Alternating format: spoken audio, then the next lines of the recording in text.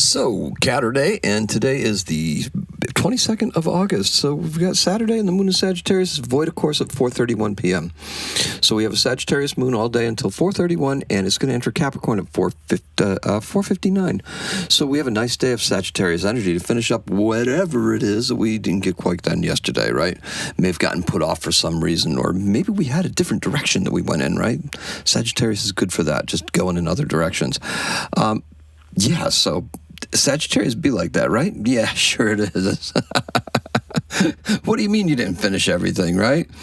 Okay, so look, maybe something else seemed fun at the time, right? It's more like it. We're talking about big picture stuff here, and therein lies the problem, okay? Jupiter in Leo fools us into wanting results and thinking expansively. But this is where you would be mistaken. Keep your interest local and focus on what you do, what you need to do immediately, right? We don't want to get too involved in the far ahead right now. Use today's curiosity to dig for facts that will produce tangible results. Refine the art of your offering accordingly. So whatever it is that you're offering, refine it. Do whatever you have to do, right? It's a Saturday. So also very good for having a good time, right? A little travel, day trip or something like that. Perfectly Sagittarian energy as well. But I would prefer to get done with some of the things that I didn't get done yesterday, because I did take some time out for myself. So that was awesome. So so let's do this. Big ideas can help us, but only if we quiet our minds down enough to do the actual work. Knowledge is never squandered in Sagittarius, so get serious and get physical later on when the sun enters Virgo. Today's keyword, let's make it research, okay? And the color is gray flannel. Now, spare yourself some drama and keep your focus tight and your vibration elevated. The sun passes through the energetic degree of Leo before it glides into Virgo, okay? So if we keep on looking for outside signals to tell us how we're doing, we're going to miss an important part of the Virgo-Pisces reset. Today, connections, they're going to matter. And finish up what you didn't get to yesterday. I already said that a couple times, right? Jupiter is also the co-ruler of Pisces, and in this role, Jupiter in Leo will help us find the inner peace and stability to communicate with the collective. Okay, dual lifting, right? We're lifting two things there. And that's actually going to help us repair the Virgo-Pisces axis, because the Virgo was on the South Node, did away with some of that stuff, right? We're going to have to be a little bit more exacting. We got to get back to it, right? Just like how we're trying to give up on some ego-driven stuff or pride-driven stuff as we're moving forward. In the Aquarius season, and that's going to kind of just fall by the wayside naturally, and eventually it will create an imbalance, right? Because we're going to be heading in that Aquarian direction while trying to shed the Leo direction. And sometimes we need to have the courage in order to do these things, right? So this is where it gets a little on the dicey side with those nodes, but that's long-term stuff. That's not stuff for today. Kind of what I was talking about, right? Now, remember that the conversation begins with us, so it begins inside of us as well. So we're going to have that communication, and eventually it's going to spread to the collective via Mercury in Leo. That's Mercury governs communication, right? Putting it out there, getting it out there. Now, we did do some things like that, right? Mixed results on that. I don't know if I'm going to quite enumerate what they are here, but I will tell you that the midday update will probably not be seen on TikTok. It did just fine on the other platforms. YouTube was just flat. But as far as Instagram and Facebook, it did very well. It did not do well on TikTok because it seems to...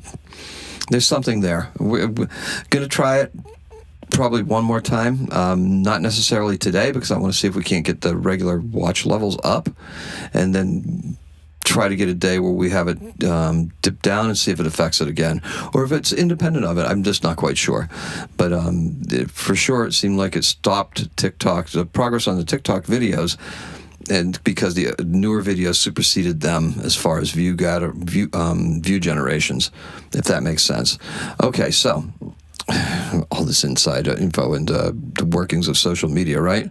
And now it feels as if institutions have it out for us in some way. Oh, really? You don't say? Yeah. Well, just describing how those algorithms work and stuff like that, and what we're doing and how we're trying to tweak them and what's successful and what's not. A little bit of trial and error, right? Though diminished in Aries, Saturn still needs to be addressed, and that means that we have infrastructure that needs to be overcome. Overstructure that needs to be overcome. Okay, so would that be made worse if it was of our own making? Maybe. Eliminating self-imposed barriers requires self-discipline and patience. Routines help us establish and maintain a schedule, but where are we going to find that? Really? How about when the moon's in Capricorn later on tonight? How about when the sun enters Aries later on tonight? I think that's a good place to start, don't you? Do you still require more grounded energy? Well, we've got that sun in Virgo, right? Earth. Now, the sun enters Virgo at 10:19 here on the East Coast. East Coast, right? This is where all of the fun and games need to stop. Okay, just stop. If we're to complete our transformation and step into the lives that we deserve, there's a certain point where you just got to be like, okay, look, this is like that story of the ant and the grasshopper, right? This summer will be winding down, and we need to prepare for the winter. And you are required to be the ant, right? Not the grasshopper. This will not be easy because we are at odds with how Mars in Cancer is currently making us feel with respect to our work, our homes, and our livelihood. That's right. It can get very emotional there, right? But we also have to take that action, cardinal action, and it's intuitive action. We know that winter's coming. Take the action, do the action. That's what we're going to have to do. This all begins to resolve itself as the sun moves further into Virgo. We're going to start seeing some signs and signals and getting some hints and inclinations, right? And that's when the real work is really going to start to commence. Okay, so already said a lot, right? So in 565 AD, right? 565, not 15, not 565. St. Columba reports seeing a monster in Loch Ness. Okay, little sea monster thing, right? Look, that's my Loch Ness monster with my hand. Okay, cool. Maybe it's behind me.